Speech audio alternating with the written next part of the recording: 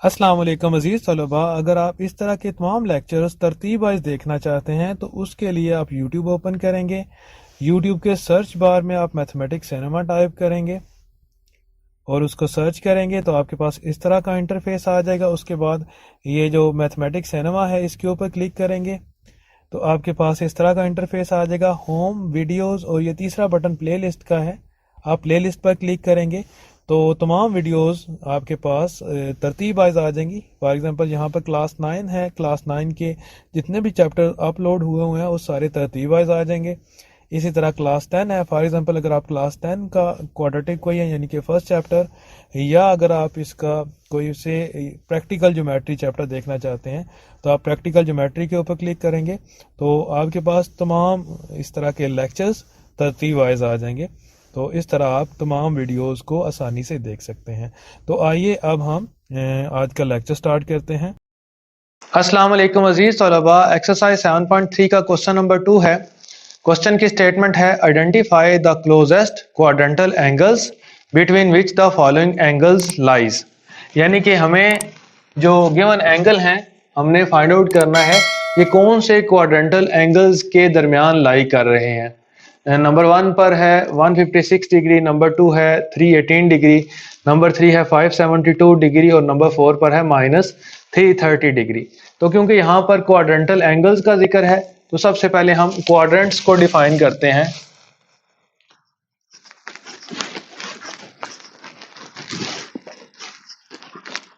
इसको हम कुछ इस तरह डिफाइन कर सकते हैं। द एक्स एक्सिस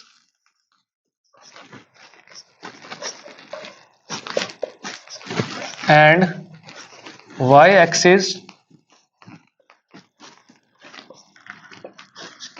divides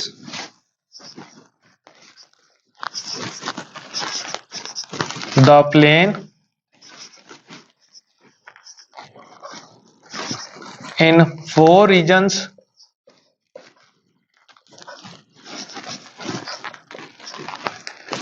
यानी कि x एक्सिस और y एक्सिस प्लेन को 4 रीजन्स में डिवाइड करते हैं। यानी कि जिस तरह ये देख लें, ये x एक्सिस है, इसको हम नेम देते हैं x प्राइम का, और ये y एक्सिस है, y प्राइम का नाम दे लेते हैं इसको। तो ये पूरी प्लेन को 4 रीजन्स में यानी कि 1, 2, 3 और 4, ये 4 रीजन्स में x एक्सिस और y एक्सिस प्लेन को डिवाइड करते हैं। इन 4 रीजन्स को हम क्या कहते हैं? ये 4 रीजन्स कहलाते हैं कॉल्ड क्वाड्रेंट्स। इनको हम क्वाड्रेंट्स कहते हैं। और ये कब क्वाड्रेंट्स बनते हैं? व्हेन ये जो x एक्सिस है और y एक्सिस है ये इंटरसेक्ट करते हैं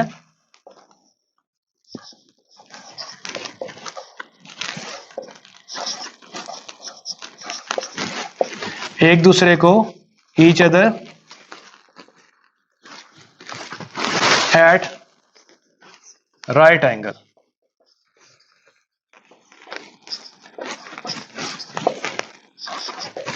यानी कि ये x एक्सिस है और ये y एक्सिस है। जब एक दूसरे को 90 डिग्री के ऊपर ये इंटरसेक्ट करते हैं यानी कि काटते हैं तो पूरी प्लेन हमारे पास 4 रीजन्स में डिवाइड हो जाती है और हर रीजन को हम क्वाड्रेंट बोलते हैं।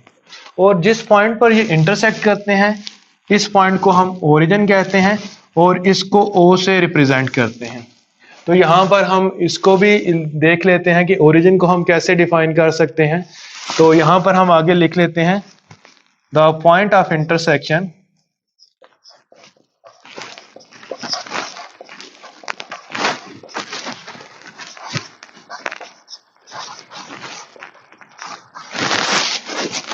is called origin and is denoted by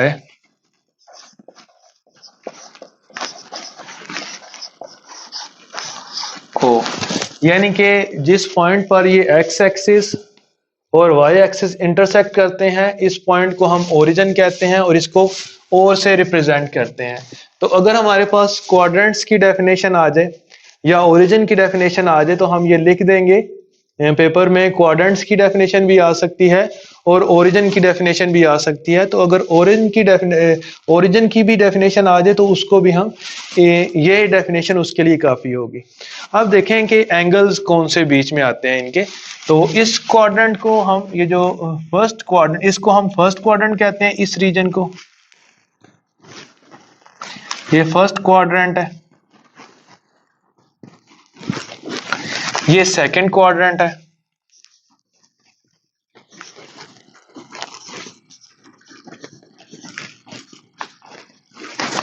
ये थर्ड क्वाड्रेंट होगा,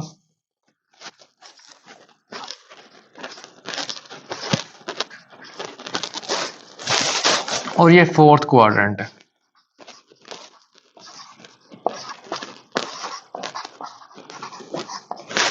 तो फर्स्ट क्वाड्रेंट में जो एंगल होते हैं वो बिटवीन 0 डिग्री एंड 90 डिग्री होते हैं। तो यहाँ पर हम लिख सकते हैं एंगल, यहाँ पर डेफिनेशन मुकम्मल हो चुकी है, अब हम एंगल्स का जिक्र करने लगे हैं। तो angles between 0 degree and 90 degree are in first quadrant,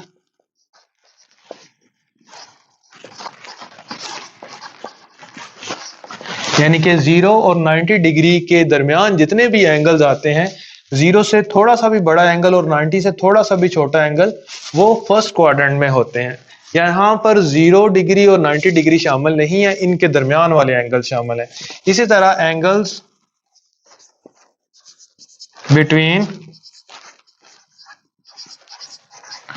90 degree and 180 degree are in second quadrant.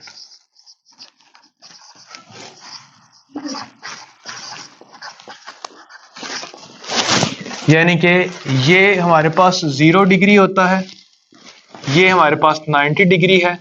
तो 0 और 90 के दरमियान जितने भी एंगल्स आते हैं वो फर्स्ट क्वाड्रेंट में लाई करते हैं। इसी तरह 90 डिग्री है हमारे पास, ये यहाँ पर 180 डिग्री है, ये इस पॉइंट पर हमारे पास, यहाँ से अगर हम ट्रेवल करना शुरू करते हैं तो यहाँ पर 90 डिग्री होता है और यहाँ पर 180 डिग्री होता है। तो 90 और 180 डिग्री के दरमियान जितने भी एंगल्स होते हैं वो सेकंड क्वाड्रेंट में होते हैं। इसी तरह angles between 180 degree and 270 degree are in third quadrant.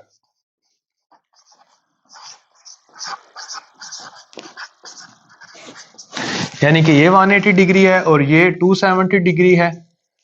तो 180 और 270 के दरमियान में जितने भी एंगल्स आते हैं, इनके जो बीच में एंगल आते हैं वो थर्ड क्वाड्रेंट में लाई करते हैं।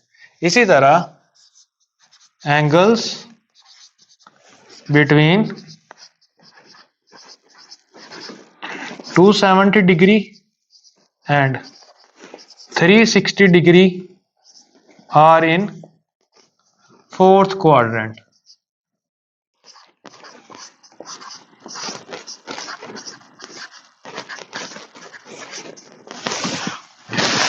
तो इस तरह हमने ये तमाम क्वाड्रेंट्स को जिक्र कर लिया उनका, कि 0 से लेके 90 तक फर्स्ट क्वाड्रेंट है, 0 और 90 के बीच में जितने भी एंगल्स हैं वो फर्स्ट क्वाड्रेंट में आएंगे, 90 से 180 के बीच में जितने भी एंगल हैं वो सेकंड में, 180 और 270 के दरमियान में जितने भी एंगल है वो थर्ड में, और 270 और जो पोजीशन 0 डिग्री की है यही पोजीशन 360 डिग्री की भी है। तो यहाँ पर जितने भी एंगल्स आएंगे उनको हम कहेंगे कि वो फोर्थ क्वाड्रेंट में है। तो इस तरह हमने यहाँ तक क्वाड्रेंट्स की डेफिनेशन को समझा और देखा कि कौन से एंगल किस क्वाड्रेंट में आते हैं। अब हम द क्वाड्रेंटल एंगल, यानी कि जो क्वाड्रेंटल एंगल्स हैं उनकी हम डेफिनेशन करते हैं। तो इसको पहले रिमूव कर लेते हैं। अब हम क्वाड्रेंटल एंगल्स को डिफाइन करते हैं।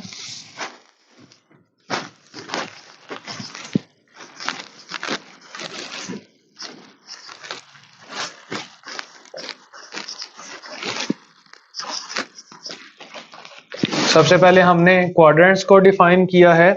और ओरिजिन को हमने डिफाइन किया है। अब हम क्वाड्रेंटल एंगल्स को डिफाइन करते हैं।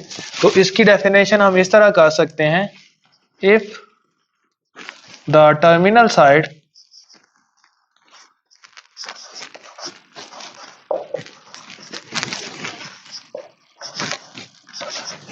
ऑफ एन एंगल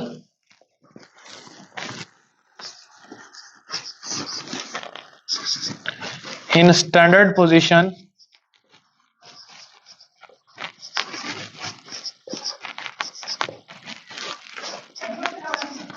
तो सबसे पहले हम स्टैंडर्ड पोजीशन को देखते हैं। प्रीवियस लेक्चर में हमने स्टैंडर्ड पोजीशन की भी डेफिनेशन की थी कि एंगल इन स्टैंडर्ड पोजीशन कब होता है।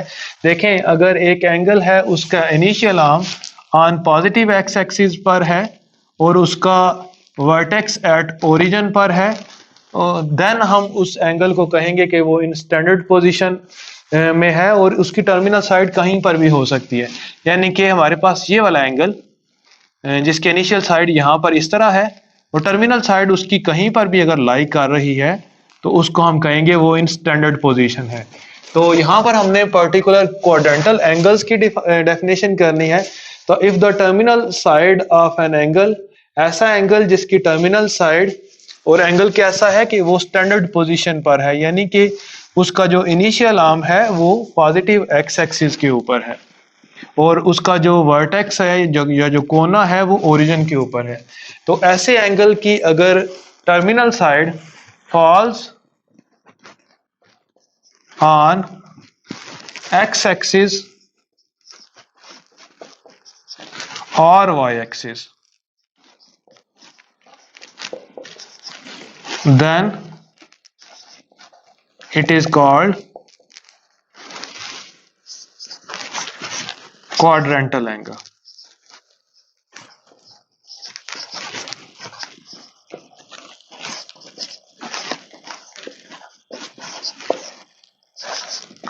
फॉर एग्जाम्पल यहां पर मैं कुछ क्वाड्रेंटल एंगल लिखता हूं, 90 डिग्री या 0 डिग्री से स्टार्ट करते हैं। 0 डिग्री भी एक क्वाड्रेंटल एंगल है। 0 डिग्री की इनिशियल साइड और terminal side lies on positive x axis, तो ये 0 डिग्री होता है। 90 डिग्री, 90 डिग्री देखें, इसकी initial side on positive x axis पर है और टर्मिनल साइड लाई कर रही है ऑन वाई एक्सिस। सो ये भी क्वाड्रेंटल एंगल है। तो डेफिनेशन अगर हम यहाँ पर दोबारा देखें, if the terminal side of an angle in standard position falls, यानी कि वो उसके ऊपर फॉल कर रही है, किसके ऊपर? फॉल्स ऑन एक्स एक्सिस या एक्स एक्सिस के ऊपर और या वाई एक्सिस के ऊपर, then it is called quadrantal angle. तो 0 डिग्री हो गया, 90 डिग्री हो गया, इसी तरह 180 degree, 270 degree, 360 degree up to so on, फिर 90 ऐड किया जाए तो यहां पर हमारे पास ये एंगल ऐसे ट्रेवल करके यहां तक 360 हुआ है।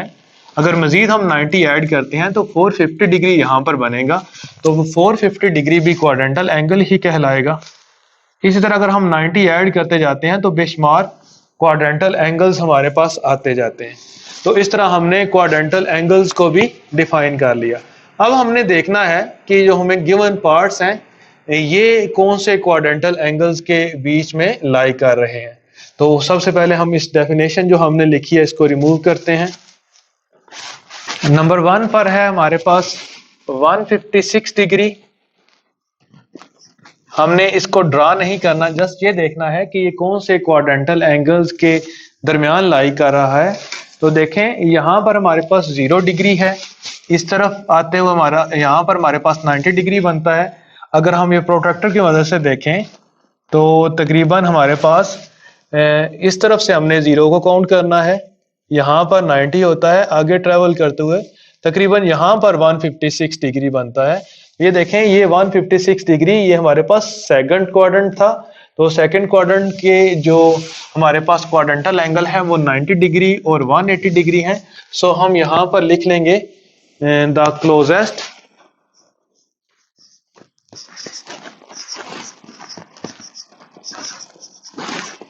quadrantal angles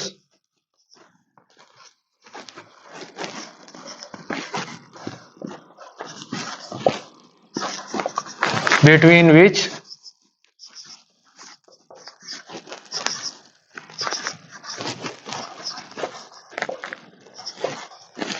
156 degree lies are 90 degree and 180 degree.